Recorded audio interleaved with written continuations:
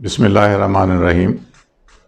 میں انتہائی شکر گزار ہوں اردو چینل استنبول کا، جنہوں نے مجھے موقع فراہم کیا کہ میں جناب خلیل توقار صاحب کی مہربانی سے استنبول یونیورسٹی میں، جو غالباً ترکی کی سب سے قدیم یونیورسٹی ہے اور ایک عظیم یونیورسٹی ہے، اس کی شعبہ اردو کے ڈپارٹمنٹ شعبہ اردو میں اپنی کتاب کی تقریب رونمائی کروں، جو ابھی وقوع پذیر ہو چکی ہے، اور ماشاءاللہ ان کی پروفیسر صاحب کی مہربانیوں سے انتہائی کامیاب رہی ہے، اور اس میں ان کا دوبارہ سے شکریہ ادا کر کے تو میں کچھ تھوڑا سا جیسے ان کی فرمائش تھی کہ میں اپنے بارے میں کچھ بیان کروں۔ بیسیکلی میرا پیشہ لکھنے لکھانے سے بالکل مختلف ہے۔ میں ایک ایسے پیشے سے تعلق رکھتا ہوں، جیسے آپ جب سنیں گے تو آپ کہیں گے کہ کہاں لکھنا اور کہاں پولیس، تو میرا پولیس ڈپارٹمنٹ سے تعلق ہے۔ میں پولیس میں آئی جی کے عہدے سے ریٹائر ہوا ہوں، اور لکھنے لکھانے کا شوق اس سے بہت پہلے تھا۔ میں ایون کالج کے زمانے میں جب ابھی کوئی پیشہ اپنایا نہیں تھا، تو میں لکھنے لکھانے میں کالمز لکھتا تھا۔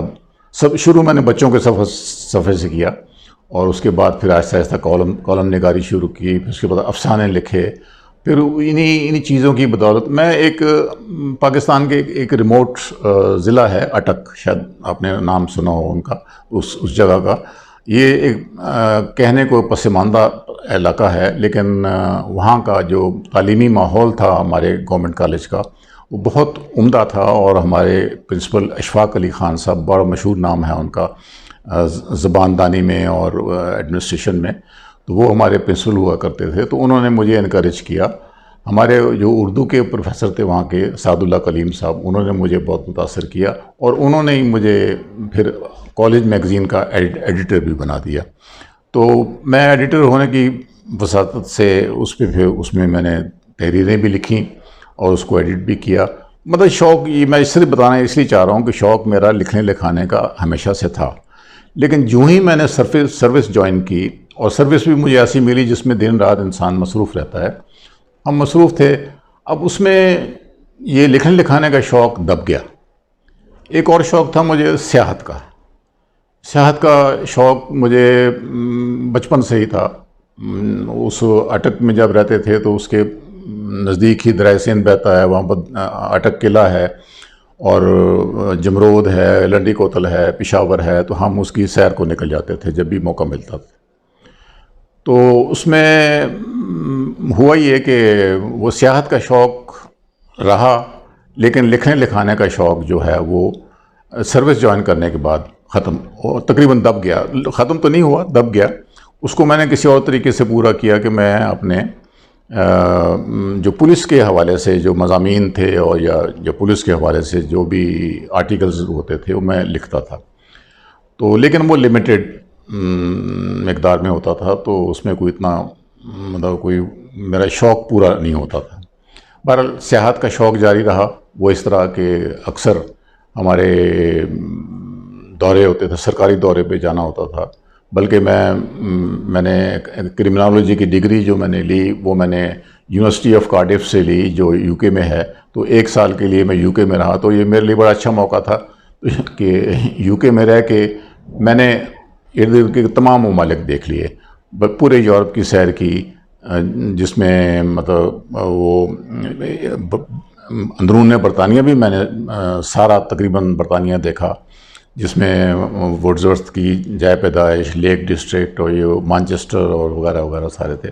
یعنی سیاحت کا شوق چلتا رہا ساتھ ساتھ، اور سرکاری مصروفیات کے ساتھ، لیکن لکھنے لکھانے کا شوق نہ چل سکا۔ اب جب ریٹائرمنٹ ہوئی تو اس کے بعد سیاحت کا شوق تو مجھے پہلے سے ہی تھا، تو اس میں جو نزدیک ترین صنف مجھے نظر آئی کہ جس میں اپنے آپ کا اظہار کر سکتا ہوں، وہ مجھے سفر نامہ نگاری نظر آئی۔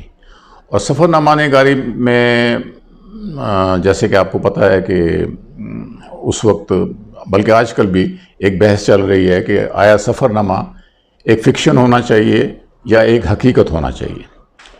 تو فکشن والے سفر نامے ہمارے ہاں بہت ہیں، جس میں وہ ایک فرضی حسیناؤں کے ذکر ہوتے ہیں اور خوبصورت وقوعات کے ذکر ہوتے ہیں جو ایکچولی ہوئے نہیں ہوتے، لیکن وہ سفر نامہ نگار اپنی اہمیت بڑھانے کے لیے وہ اس میں شامل کر دیتا ہے۔ تو لیکن یہ چیز میری طبیعت سے مطابقت نہیں رکھتی تھی۔ میرا ذہن شاید پولیس کی وجہ سے یا شاید میری نیچر کی وجہ سے ایک تحقیقانہ تھا۔ میں نہیں چاہتا تھا کہ اس میں کوئی آرٹیفیشل چیز شامل کی جائے۔ تو اس میں پھر میں نے ریٹائرمنٹ کے بعد سب سے پہلا میرا سفر جو تھا وہ ازبکستان کا تھا، جو میں نے پھر یہ ازبکستان کا سفر نامہ سب سے پہلے میں نے لکھا، اور یہ سنگ میل پبلشرز نے شائع کیا، اور ماشاءاللہ اس کی تقریبی رونمائی بھی ہوئی اور اس میں بڑی پذیرائی ملی، جس سے میرا حوصلہ بڑھا۔ اور اس میں نے جو اپنا اسلوب رکھا بیان کرنے کا، اپنی جو جگہ دیکھی ہیں ان کو بیان کرنے کا جو اسلوب رکھا، وہ یہی رکھا کہ جو حقیقت ہے وہ بیان کروں، جو گزر رہا ہے وہ سنا دوں، جو محسوس ہو رہا ہے بیان کر دوں۔ تو اسی طرح یعنی ایک اس طرح ہو کہ جیسے پڑھنے والا میرے ساتھ ساتھ چل رہا ہے اور اس کو علم ہے کہ میں اس وقت فلاں جگہ پہ ہوں۔ اور یہی فیڈ بیک مجھے جب لوگوں سے ملی کہ وہ بالکل ایسا محسوس کر رہے تھے کہ جیسے وہ لکھنے والے کے ساتھ ساتھ چل رہے ہیں اور اس جگہ کے بارے میں اپنے نظر سے دیکھ رہے ہیں۔ اور یہی خوبی ہوتی ہے اچھے سفر نامے کی کہ اس میں مطلب جیسے آج کل کا رواج ہے، کوئی سفر نامے میں نے پڑھے ہیں جن میں وہ چنار کے درختوں کا ذکر ہوتا ہے اور گھاس کے تختوں کا ذکر۔ ایک محترمہ ہیں، انہوں نے اپنا سفر نامہ لکھا اور اس میں انہوں نے توپ کاپی پیلس میں جب وہ گئیں تو انہوں نے نوادرات کے بارے میں کم لکھا، اور جو اس کے راستہ تھا اس میں چنار کے درختوں کے بارے میں، چنار کے درختوں اور گھاس کے تختوں کے بارے میں زیادہ لکھا، اور پرندوں کی چہچہاہٹ کے بارے میں لکھا۔ ایک قاری یہ نہیں چیزیں چاہتا، قاری چاہتا ہے کہ اس کو بتایا جائے کہ وہاں پر ایکچولی ہے کیا، وہاں کا تمدن کیا ہے، وہاں کے لوگ کیسے ہیں، وہاں کے تاریخی مقامات میں کیا ہے۔ یہ چیزیں چنار کے درخت تو پاکستان میں بھی ہوں گے، چنار کے گھاس کے تختے پاکستان میں بھی ہوں گے، پرندوں کی چہچہاہٹ پاکستان میں بھی ہوگی، لیکن اصل جو قاری کا انٹرسٹ ہوتا ہے وہ یہ ہوتا ہے کہ وہ اس کو معلومات فراہم کی جائیں۔ تو میں نے جو بحث چل رہی تھی کہ فکشن ہونا چاہیے یا ایک حقیقت ہونی چاہیے، میں نے دوسری صنف کو اپنایا۔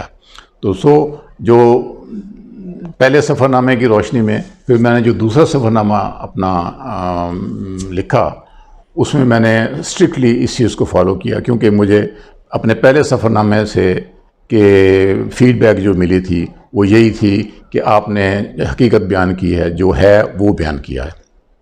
تو یہاں بھی میں چاہتا تھا کہ میں حقیقت ہی بیان کروں، اور میں نے اپنی پوری کوشش کی ہے کہ میں اس میں جو میں محسوس کرتا تھا ترکی کے بارے میں، جو میں محسوس کرتا تھا لوگوں کے بارے میں، وہ میں نے اسی طرح منوان ویسے لکھ دیا۔ اور یہی ایک چیز ہوگی جو آپ کو، اگر آپ یہ سفر نامہ پڑھیں گے تو آپ کو نظر آئے گی۔ اس میں نے ترکی کے 3 دورے کیے ہیں۔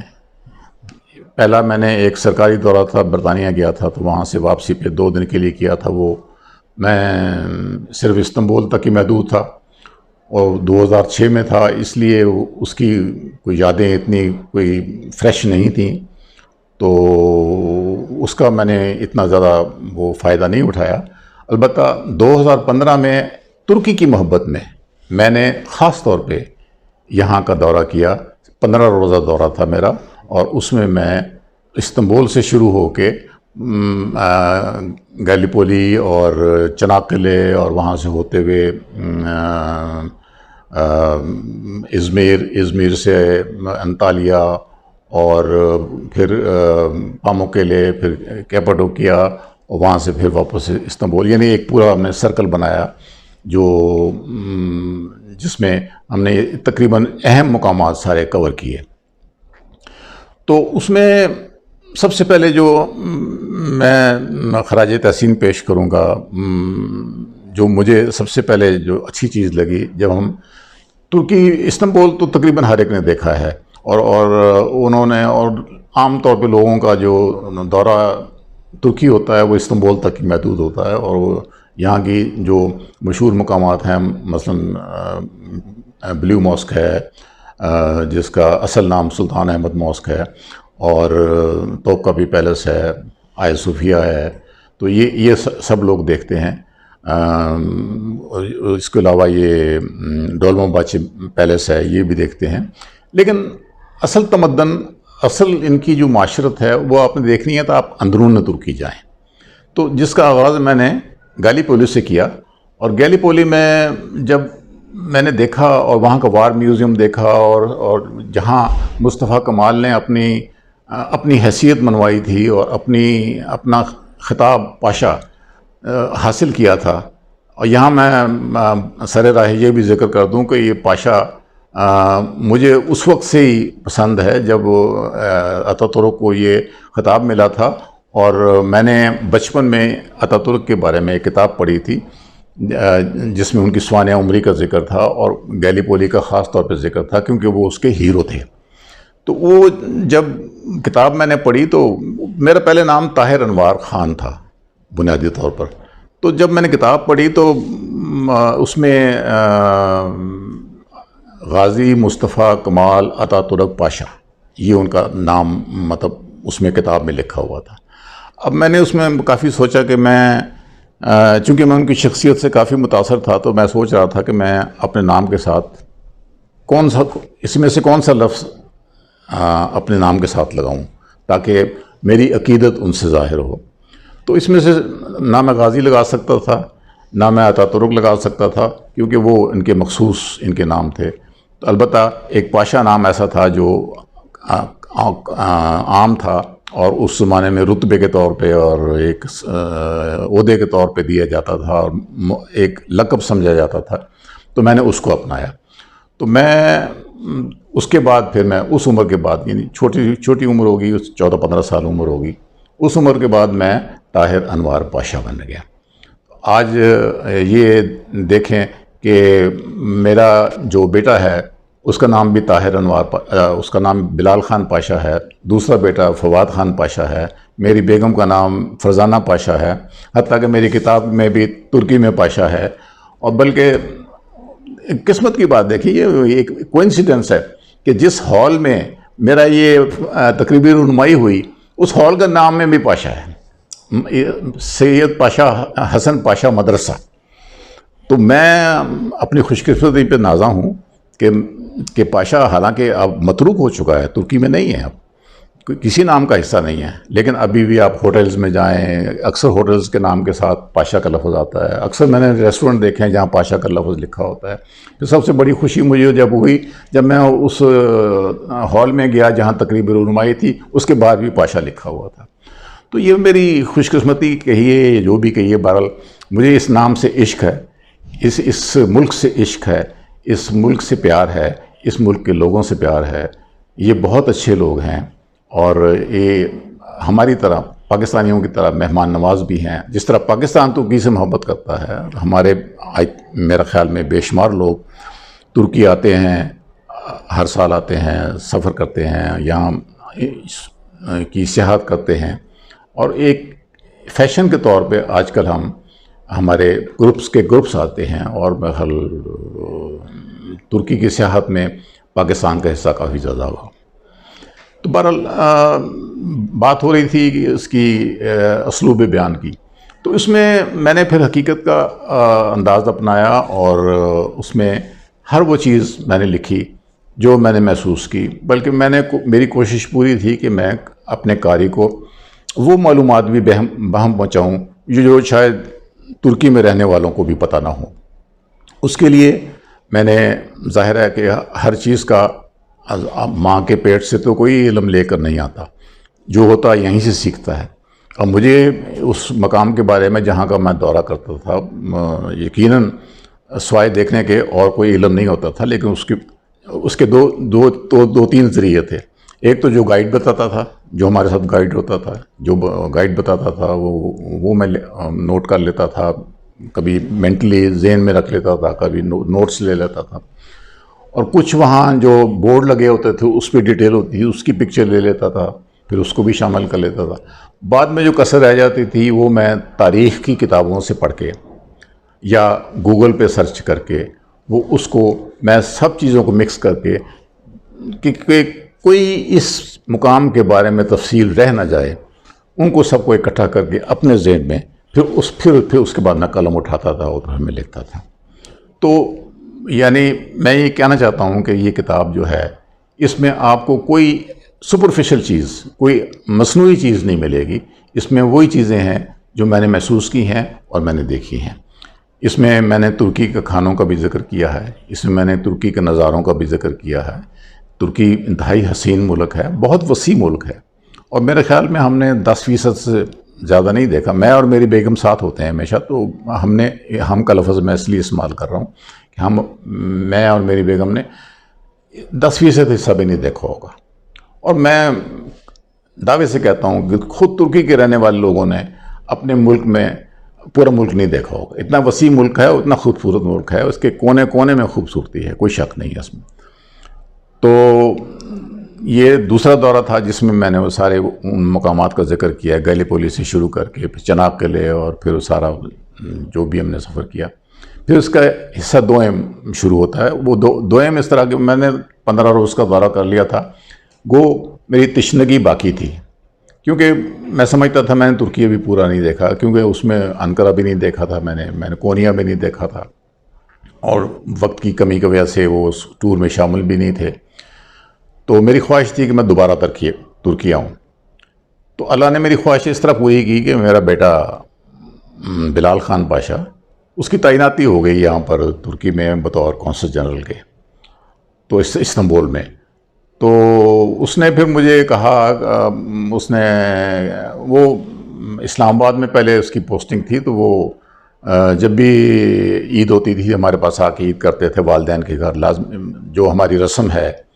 تو اس نے مجھے کہا کہ اب ہمیشہ ہم آپ کے پاس آ کے عید کرتے رہے ہیں، اس دفعہ آپ ہمارے پاس آ کے عید کریں۔ تو ہمیں تو کہتے ہیں نا اندھا کے چائے دو آنکھیں، ہم نے تو فوراً تیار ہو گیا، ہم نے کہا ٹھیک ہے۔ تو لیکن شرط اس میں نے یہ لگائی کہ ہم اس میں اپنا سفر بھی جاری رکھیں گے۔ اس نے کہا بالکل، میں سارا اس کا ارینجمنٹ کروں گا۔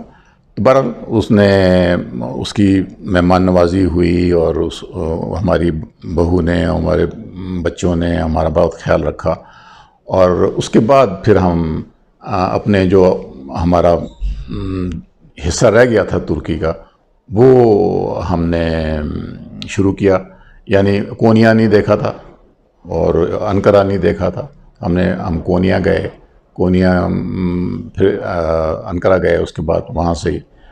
تو اس طرح مطلب یہ حصہ دوئم میں یہ دونوں شہر آئیں گے، اور ان کو بھی ہم نے تفصیل سے دیکھا۔ کونیا مولانا رومی کا آپ کو جیسے علم ہے کہ پاکستانی انتہائی متقد ہیں مولانا رومی کے، ان کے اقوال جو ہیں ہر زبان زد عام ہیں، ہر بندہ ان کو جانتا ہے، اور ان کے انتہائی فہم و فراست سے بھرپور ان کے اقوال ہیں، اور ان کی بیک گراؤنڈ جاننے کے بارے میں نے ریسرچ کی پوری، کہ اگر وہ مولانا رومی تھے تو وہ روم میں کیوں نہیں تھے، مطلب یہ کونیا سے ان کا کیا تعلق تھا؟ وہ رہنے والے افغانستان کے تھے، قندھار کے تھے، بخارا کے تھے، تو اس میں وہاں سے مطلب وہ یہاں کیسے آئے، وہ سارا میں نے ٹریس کیا ہسٹری سے، اس کا میں نے ذکر کیا کہ وہ آخر کونیا کیسے پہنچے۔ تو بہرحال یہ سارا کتاب میں آپ پڑھیں گے تو، اور مولانا رومی کا جو فلسفہ ہے وہ بھی آپ کتاب میں پڑھیں گے۔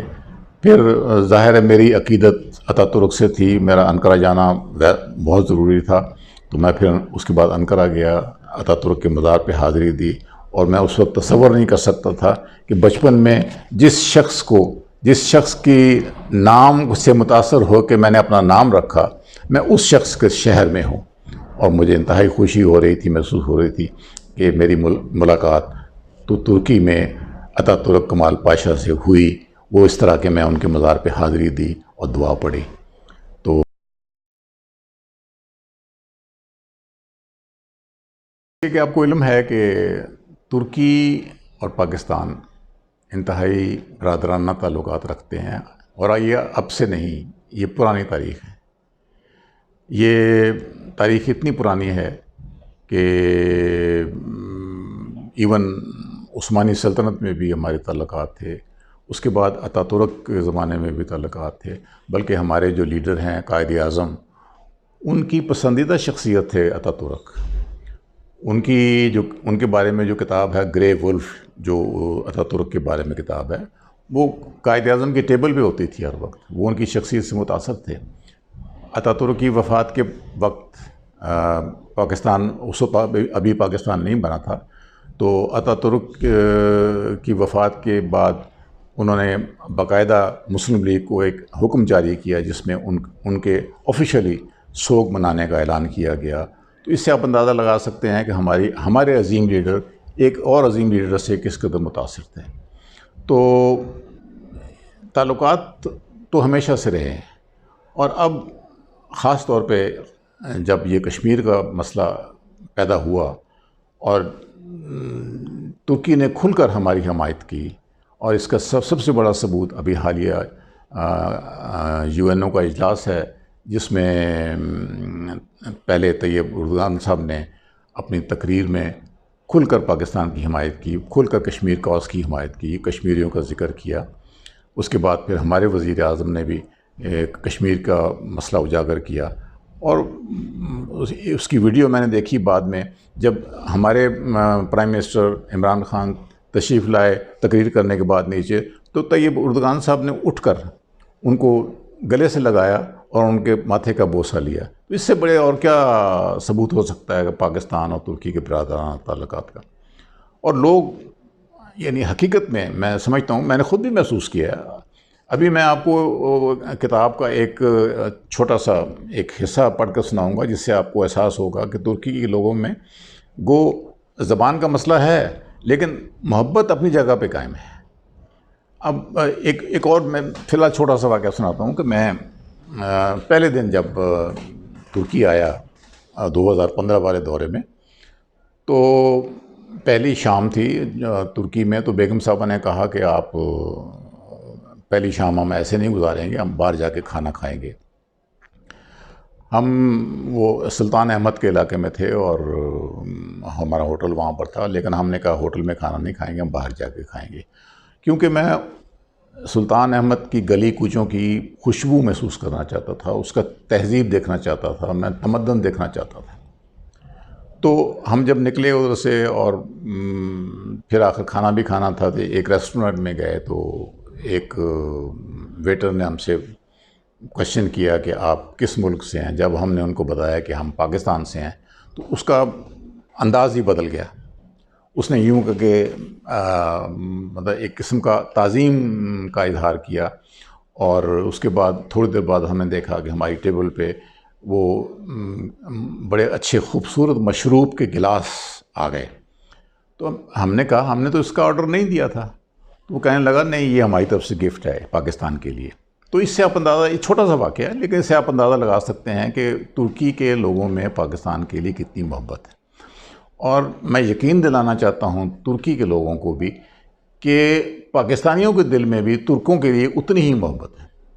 اور یقیناً اگر آپ پاکستان آئیں، اور آپ کے کچھ وفود آتے رہتے ہیں، بلکہ خود پروفیسر خلیل توقار صاحب پاکستان میں رہے ہیں، وہ اس بات کی گواہی دیں گے کہ پاکستانی لوگ ترکوں سے کتنی محبت کرتے ہیں.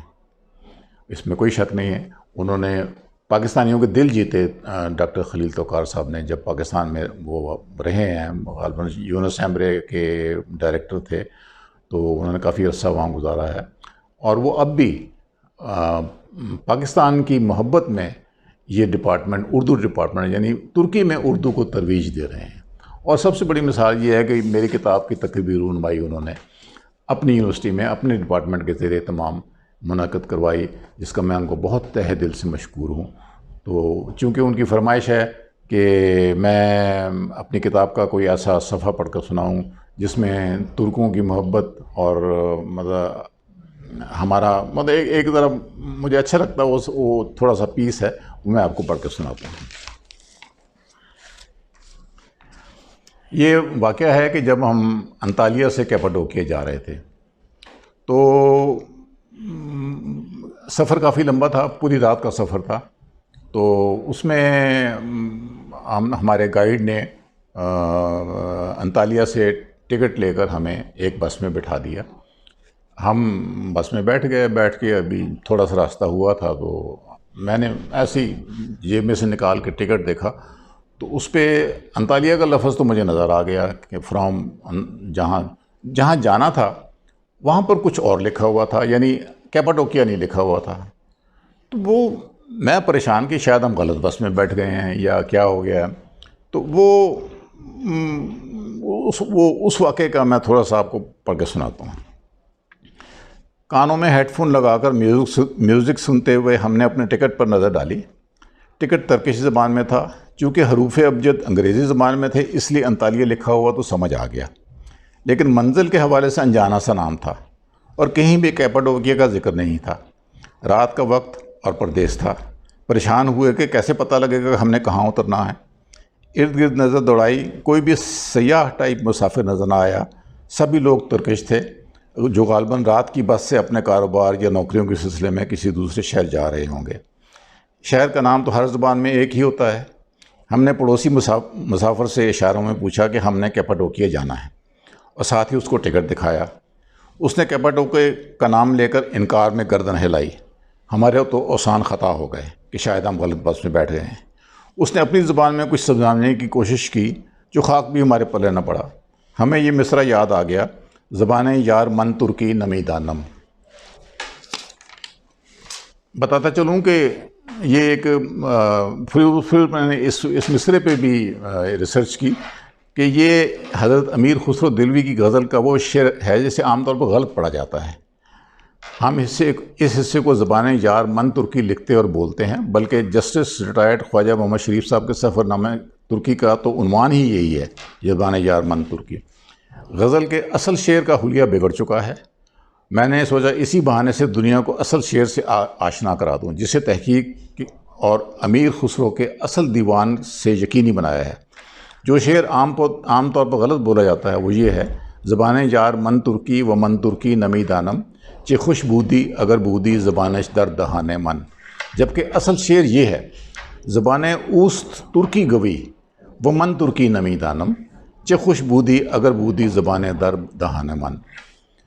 تو بات زبان پلے نہ پڑنے کی ہو رہی تھی. ہمارے پڑوسی مسافر نے اپنے ساتھی کی مدد حاصل کر کے اس کے ذریعے کچھ بتانے کی کوشش کی، لیکن ڈھاک کے وہی 3 بات. اگلی نشست اور پھر پچھلی نشست سے بھی شاید اس نے معلوم کرنے کی کوشش کی کہ اگر کوئی انگریزی جانتا ہو تو ہمیں سمجھا دے. صاف دکھائی دے رہا تھا کہ وہ ہماری مدد کرنا چاہتے ہیں لیکن مجبور ہیں. بس کے اس حصے میں کھلبلی سی مچ گئی. جوں ان کے آپس کے مذاکرات وسیع ہوتے گئے تو ہمارے خوف میں اضافہ ہوتا گیا. البتہ ایک نام تقریباً سب کی زبان پر تھا، نوشیر. اشاروں سے بتایا گیا ہم نے نوشیر اترنا ہے اور یہ کہ ہم درست بس میں بیٹھے ہیں. جان میں جان آئی اور ٹکٹ کا دوبارہ مطالعہ کیا تو منزل کے خانے میں نوشیر لکھا ہوا نظر آیا. بعد میں علم ہوا کہ کیپاڈوکیا بذات خود کوئی شہر نہیں ہے بلکہ یہ ایک وسیع علاقے کا نام ہے جس میں بے شمار چھوٹے چھوٹے تاریخی شہر ہیں اور ان میں سے ایک نوشیر ہے. ہم نے بین الاقوامی اشاروں کی زبان میں ان سے درخواست کی کہ جب نوشیر آ جائے تو ہمیں بتا دیں. اب ہمیں بس سے شہر کے نکل جانے کا افسوس نہیں تھا کیونکہ آدھی بس کو پتہ تھا کہ ہم نے نوشیر اترنا ہے. لہذا ہم سکون سے سوئے اور جب نوشیر نزدیک آیا تو انہوں نے ہمیں جگایا. اس سے زیادہ ترکوں کی محبت کیا آپ کا اندازہ لگا سکتے ہیں. بہت شکریہ.